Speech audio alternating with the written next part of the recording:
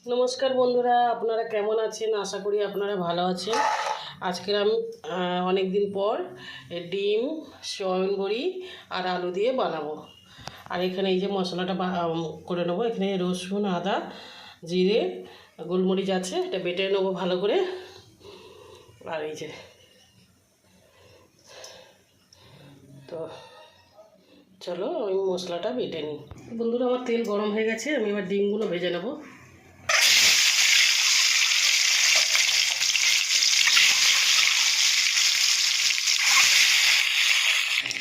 তো বন্ধুরা, আমার ডিমটা ভাজা হয়ে গেছে, আমি এবার উঠিয়ে নেবো।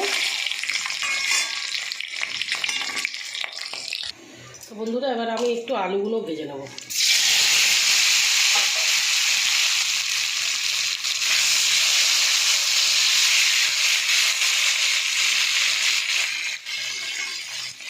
তো বন্ধুরা, আমার আলুগুলো ভাজা ভাজা হয়ে গেছে, এবার উঠিয়ে নেবো।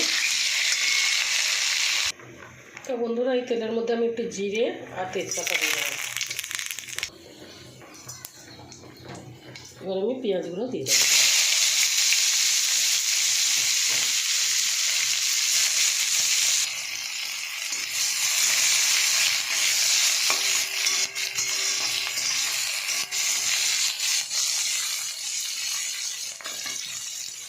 তো বন্ধুরা, আমি এবার এই মশলাটা দিয়ে দেবো, বেটে রেখেছি এটা।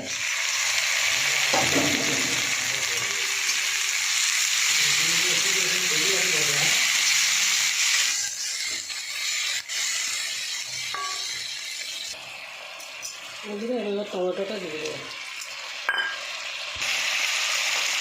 বন্ধুরা, হলুদ গুঁড়ো, লঙ্কার গুঁড়োটা দিয়ে দেবো।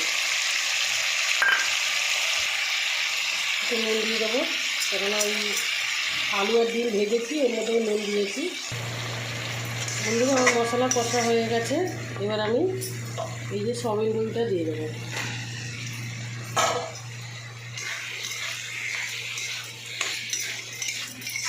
এটা ভালো করে কষিয়ে নেবো।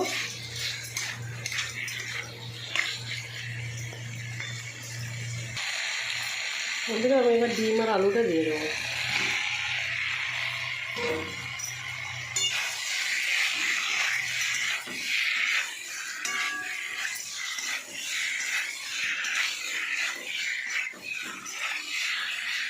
ভালো করে কষিয়ে নেবো।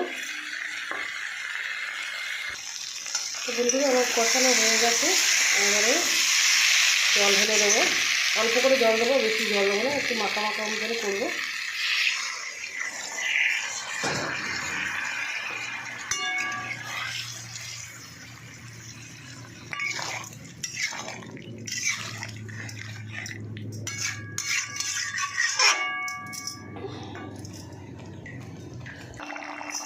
তো বন্ধুরা, আমি একটু গরম মশলা দিয়ে দেবো, শাহি গরম মশলা।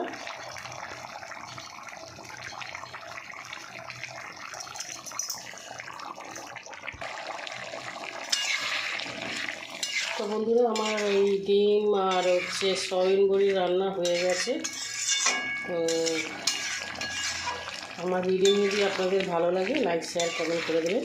আর আমি যেমনি করে রান্না করেছি আপনারা ওরকম বানিয়ে খাবেন, ভাতের সাথে খুব ভালো লাগবে। পরোটার সাথেও খেতে পারবেন, রুটির সাথেও খেতে পারবেন, ঠিক এমনি করেই বানাবেন। তো বন্ধুরা, নমস্কার।